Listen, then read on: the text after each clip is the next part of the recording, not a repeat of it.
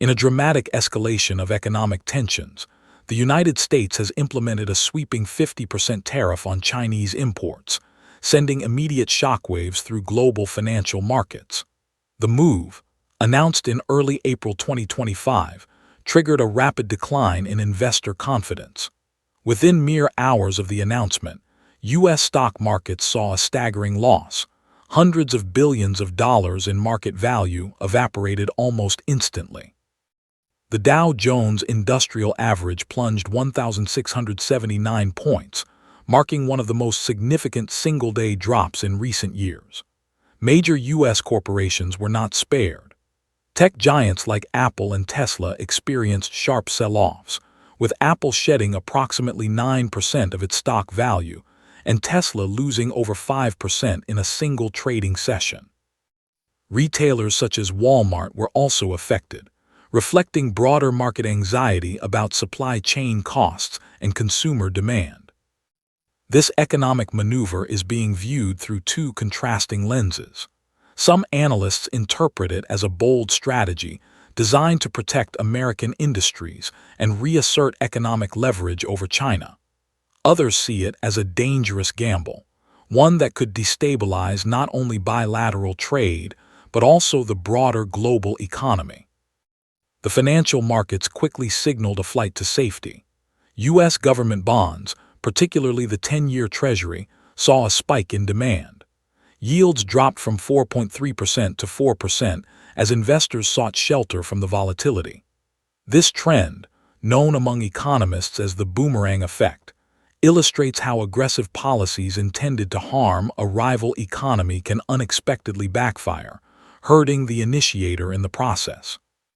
The background to this confrontation includes years of trade imbalance and economic grievances. In 2024, the U.S. trade deficit with China reached $295.4 billion. Washington has long accused Beijing of engaging in unfair trade practices, ranging from intellectual property theft to state subsidies and currency manipulation. These concerns have fueled a bipartisan push for tougher policies toward China. However, the real burden of these tariffs may fall on American consumers. Historical data shows that new tariffs have led to a 0.4% to 0.6% increase in consumer prices for everyday items like smartphones, TVs, and sneakers. In other words, the average U.S. household could end up footing the bill for this trade conflict through higher costs on imported goods.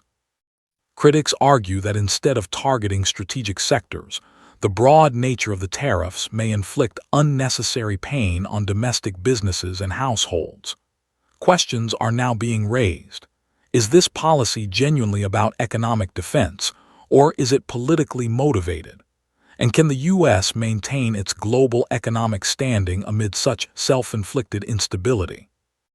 While the administration touts the tariffs as a firm stance against what it deems unfair Chinese practices, financial experts warn that this could only be the beginning.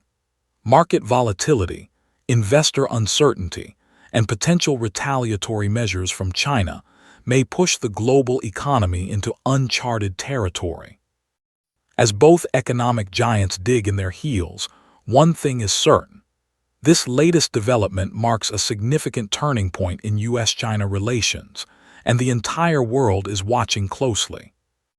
In response to Washington's sweeping 50% tariff on Chinese imports, Beijing wasted no time in launching a powerful counteroffensive.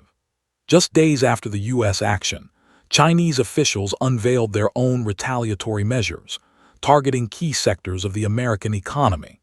This tit-for-tat response includes increased tariffs on U.S. agricultural products, industrial machinery, and high-tech components, signaling that China is prepared to defend its economic interests vigorously. Perhaps most notably, China imposed a significant tariff hike on U.S. soybeans, corn, and wheat, commodities that form the backbone of American agricultural exports.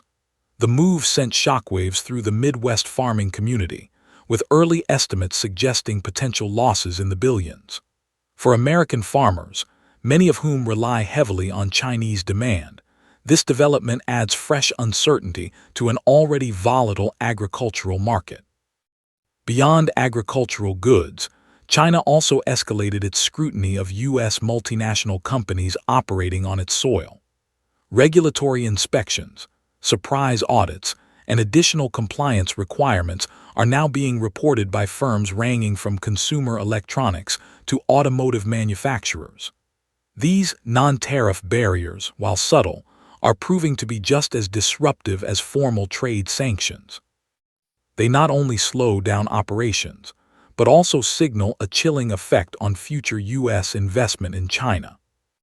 Moreover, Beijing has hinted at further economic tools in its arsenal, including the potential restriction of rare earth mineral exports.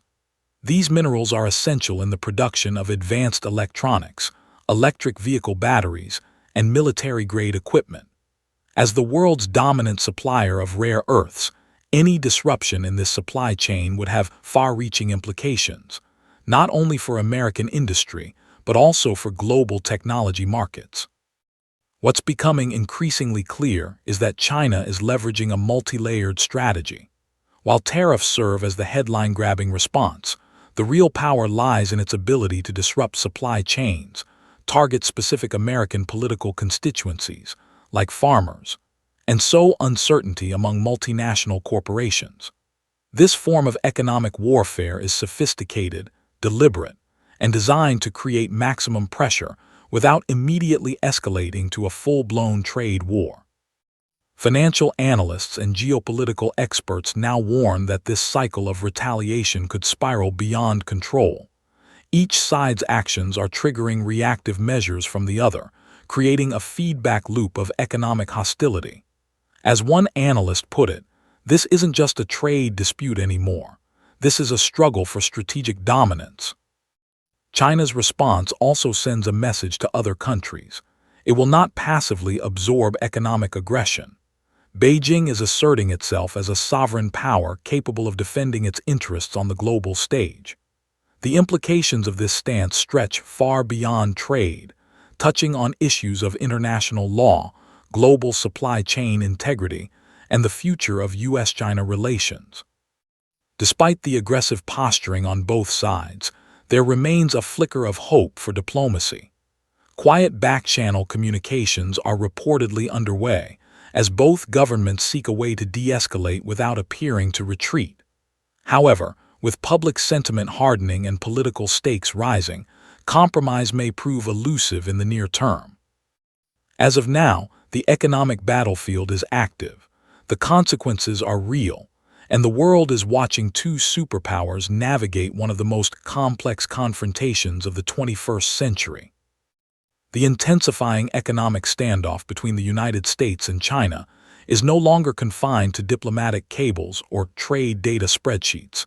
It's beginning to ripple across the global economy in tangible, far-reaching ways. What started as a series of tit-for-tat tariffs is now evolving into a broader economic conflict with global implications, and businesses, investors, and governments worldwide are bracing for impact. One of the most immediate consequences has been heightened volatility in global financial markets. Stock exchanges from New York to Shanghai have seen sharp fluctuations as investors respond to every new development. The announcement of new tariffs triggers sell-offs, while even the faintest hint of a truce sends markets climbing. This instability is unsettling for institutional investors and individual savers alike, eroding confidence in long-term growth and prompting a flight to safer assets like gold and U.S. Treasury bonds. Meanwhile, multinational corporations with supply chains that span both the U.S. and China are scrambling to adapt. Many are considering reshoring operations, shifting manufacturing to countries like Vietnam, India, or Mexico to avoid being caught in the crossfire.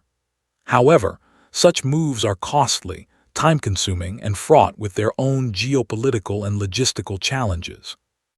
For tech companies in particular, those reliant on Chinese components or assembly lines, this transition poses a direct threat to profitability and product timelines. Consumers, too, are starting to feel the pinch. Prices on a broad range of goods, from smartphones to clothing to household appliances, are inching upwards as companies pass along higher import costs. Retailers, already under pressure from post-pandemic shifts in shopping behavior, now face an even more difficult balancing act between raising prices and retaining customers. The macroeconomic picture is also shifting. Economists warn that prolonged trade tensions could drag down global GDP growth. The International Monetary Fund has already revised its forecasts downward, citing the uncertainty caused by trade disruptions.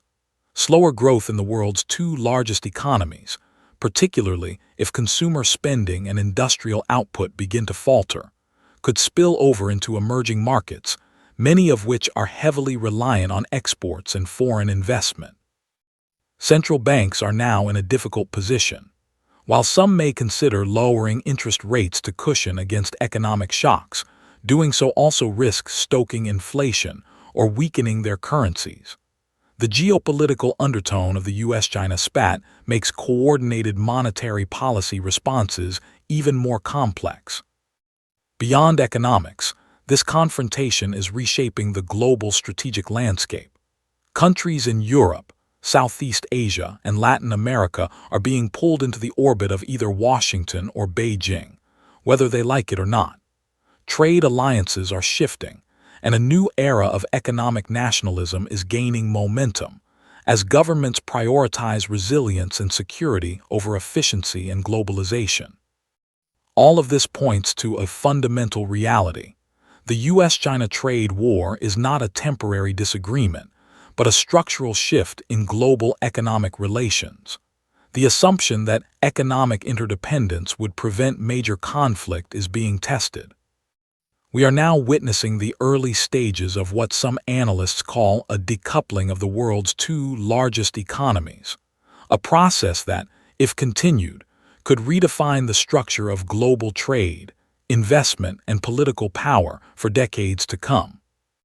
As this high-stakes confrontation unfolds, every new policy decision, tariff announcement, or diplomatic overture will carry weight, not just for Beijing and Washington, but for the entire planet. The world is watching, holding its breath, and preparing for the long-term consequences of this economic Cold War. The current US-China rivalry is not merely a matter of tariffs and trade statistics. It's a calculated, multidimensional strategic struggle. Both countries are now leveraging every economic, technological, and diplomatic tool at their disposal to secure long-term advantages, influence global norms, and fortify their respective positions in a rapidly shifting international order. From Washington's perspective, the trade war has evolved into a broader containment strategy. It's no longer just about reducing the trade deficit or punishing China for alleged unfair trade practices.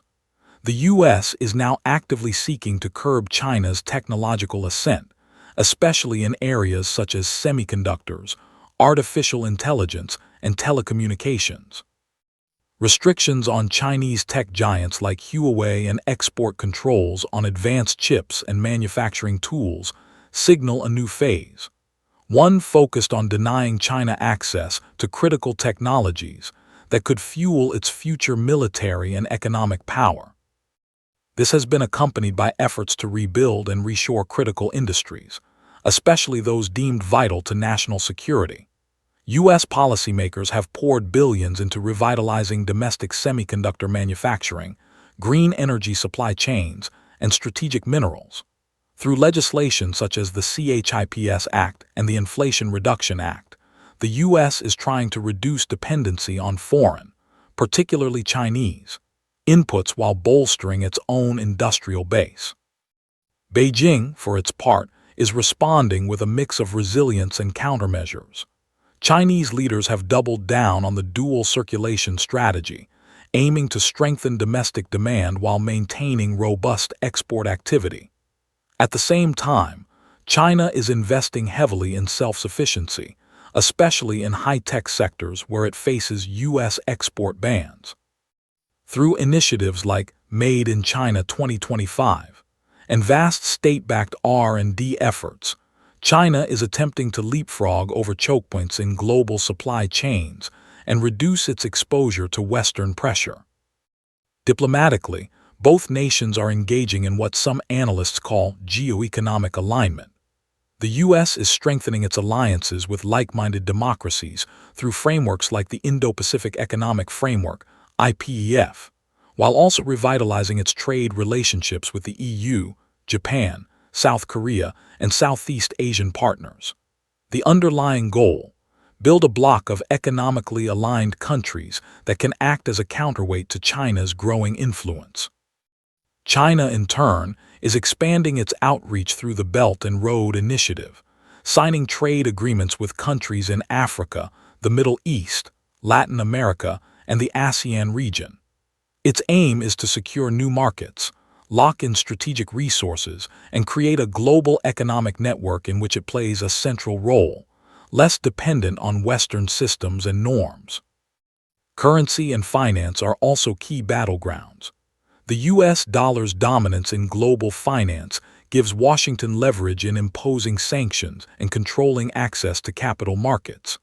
In response, China has ramped up efforts to internationalize the yuan, launching yuan-denominated oil contracts, developing cross-border payment systems like CIPS, and deepening financial ties with other BRICS nations. This growing competition is pushing the world toward a more fragmented economic landscape. Rather than a single, globalized market governed by universal rules, we may be entering an era of competing trade blocs, overlapping standards, and economic zones divided along political lines. Such fragmentation could raise costs, slow innovation, and undermine the efficiencies that globalization once promised. But it may also offer smaller nations more leverage as they navigate between the two superpowers. In essence, what we're seeing is a high-stakes strategic chess match, one that extends well beyond tariffs. It's about who sets the rules of the future economy, who controls the technologies of tomorrow, and who gets to shape the geopolitical balance of power. As both the U.S. and China double down on their respective strategies, the rest of the world will have to adapt quickly, make tough choices, and find ways to remain resilient in the face of great power rivalry. While the U.S.-China trade war often gets framed as a bilateral conflict, its consequences are global in scope. As the two largest economies in the world recalibrate their relationship, countries across every continent are feeling the ripple effects, economically, politically, and strategically. What started as a series of tariffs has now evolved into a global economic realignment, forcing nations and businesses alike to adapt to new dynamics and uncertainty. One of the most immediate impacts has been the disruption of global supply chains. For decades, multinational corporations relied heavily on China as the world's manufacturing hub. But as tariffs increased and geopolitical risks mounted, many firms began reassessing their dependency on Chinese factories.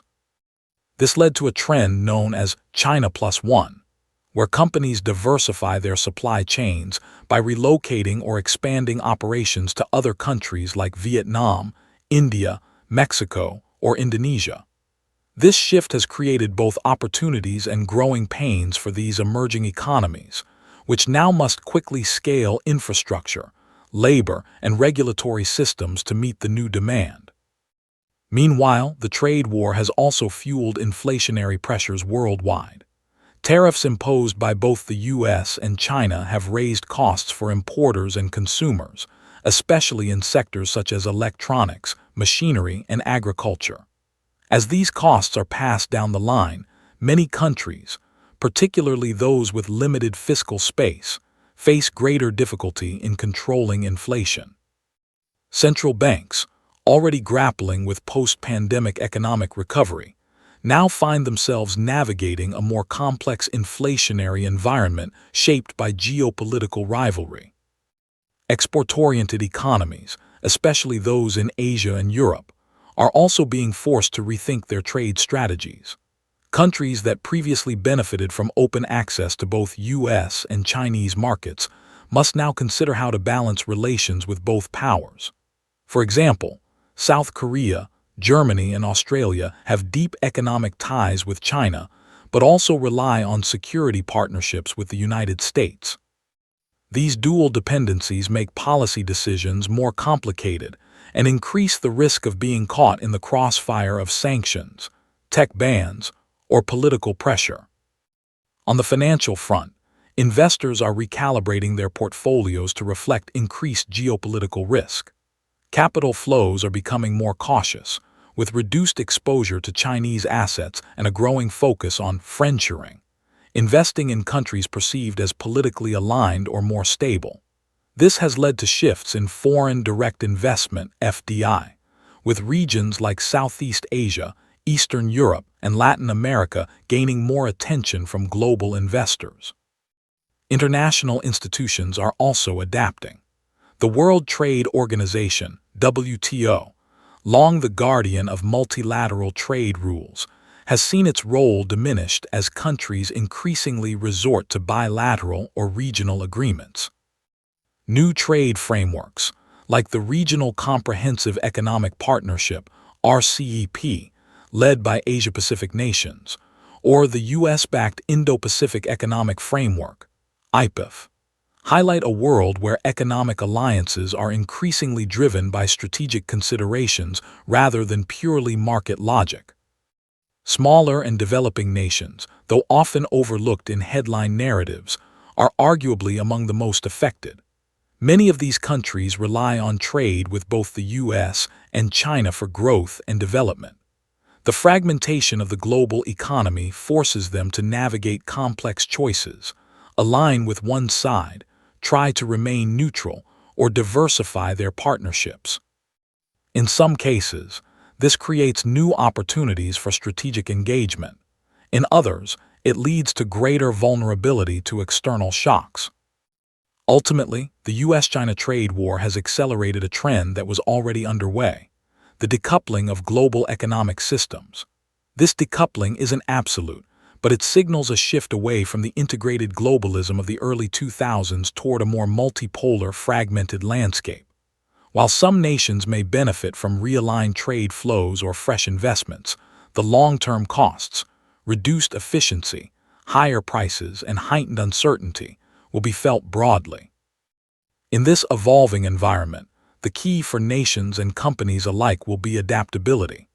Those who can navigate between competing power centers, forge resilient supply chains, and maintain strategic neutrality may find themselves better positioned.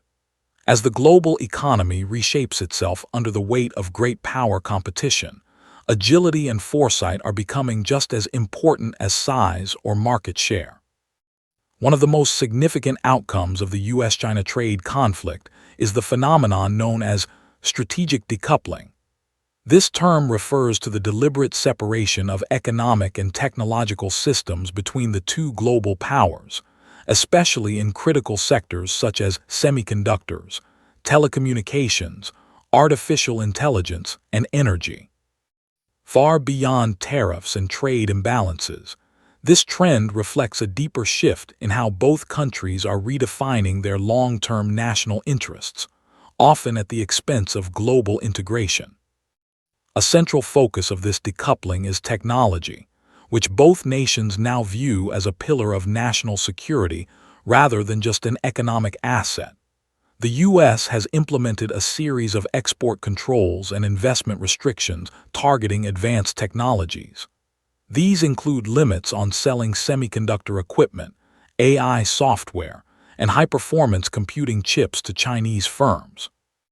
Major Chinese tech companies such as Huawei and SMIC have found themselves on export control lists, making it more difficult to access essential components or partner with U.S.-based firms. China, in response, has accelerated its push for technological self-reliance. Through initiatives like Made in China 2025 and the dual circulation strategy, Beijing is investing heavily in domestic innovation, state-backed industrial policy, and the development of homegrown alternatives to Western technology. Significant capital has been directed toward building out China's semiconductor ecosystem, AI research institutions, and clean energy infrastructure. While the results of these investments vary, the broader message is clear. China is preparing for a future in which access to Western technology may no longer be guaranteed.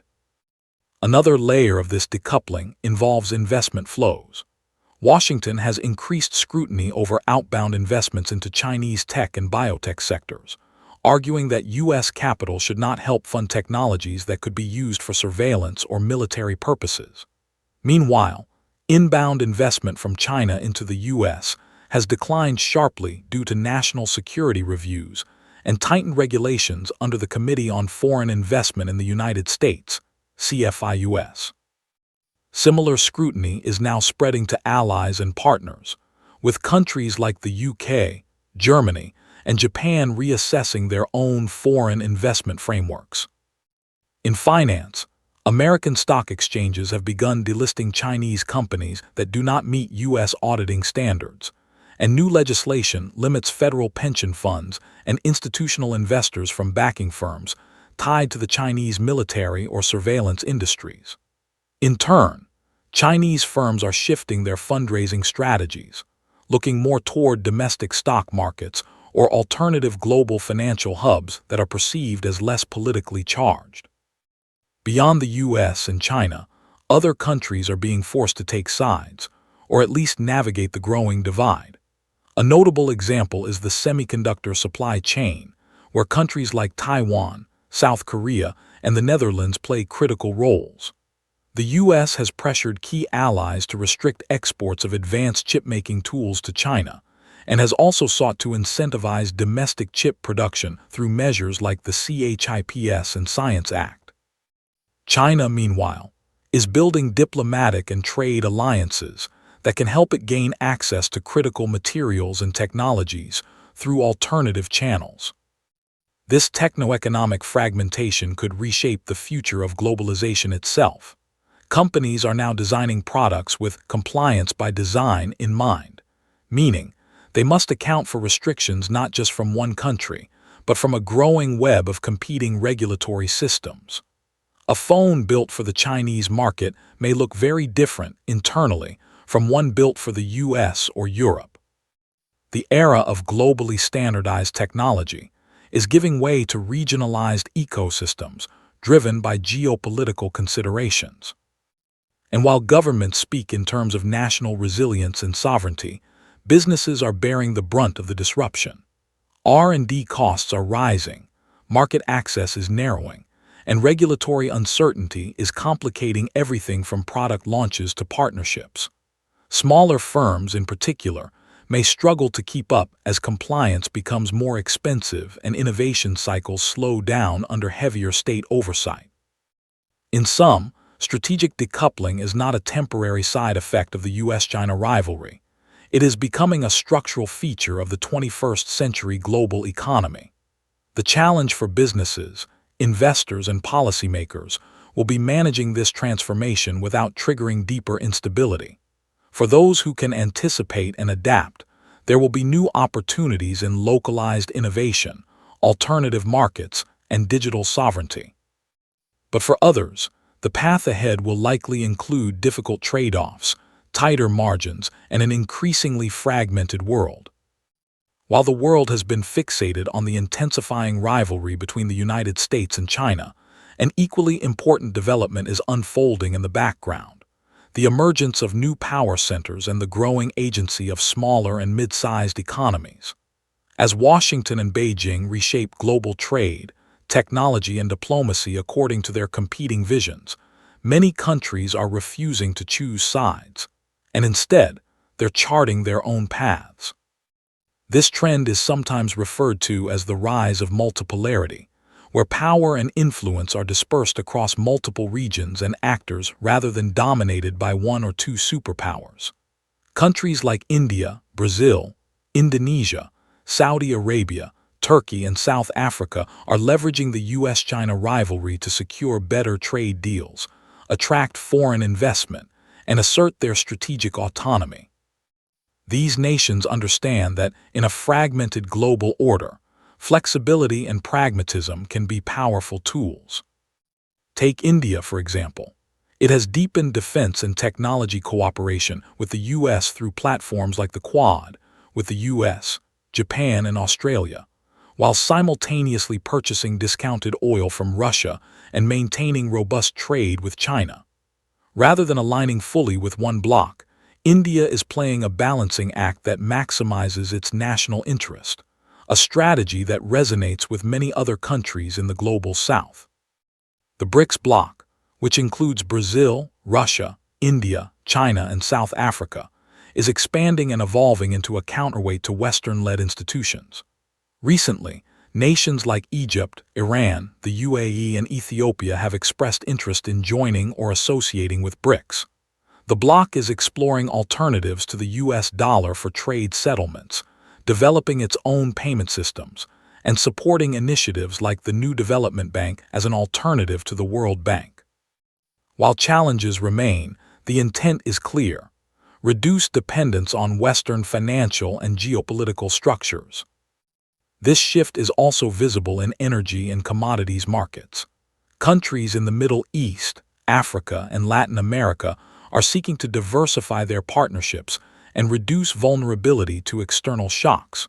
For example, Saudi Arabia has begun trading oil in Chinese yuan for select contracts, signaling a symbolic move away from the traditional petrodollar system. Meanwhile, Africa is attracting attention not only for its mineral resources, but for its potential as a manufacturing and tech hub, with countries like Rwanda and Kenya positioning themselves as regional innovation leaders. Importantly, this non-aligned movement is not about rejecting globalization, it's about reshaping it on more equitable terms. Countries that were once peripheral in the global economic order are now demanding a bigger say. They want access to financing without the conditionalities often imposed by the IMF. They want partnerships that prioritize infrastructure, climate adaptation, and digital inclusion over geopolitical allegiance. And in a world where both the US and China are increasingly inward-looking, these aspirations are creating new networks of cooperation, many of them South-South in nature. This dynamic has implications for multinational corporations and investors as well. In the past, global strategy often meant prioritizing the US, Europe, and China. Today, emerging markets are becoming indispensable growth engines, and also sites of regulatory innovation. Southeast Asia, for instance, is not only a major manufacturing base, but also a critical player in shaping digital trade rules through frameworks like the Regional Comprehensive Economic Partnership, RCEP. For all the talk of decoupling and fragmentation, the global economy is not collapsing, it is reconfiguring. Instead of a unipolar or bipolar world, we are entering a networked world where influence flows through diverse corridors. Trade routes are shifting, investment flows are diversifying, and digital infrastructure is being built in places that were previously overlooked. Ultimately, this multipolar trend is not just a consequence of the US-China rivalry, it's also a response to a world hungry for alternatives. The current global governance model, built in the aftermath of World War II, is being challenged, not only by great powers but by nations that were long marginalized. They are asserting their right to shape the rules, not just follow them. And while this brings uncertainty, it also brings opportunity for more inclusive development, more balanced partnerships, and a more resilient global system.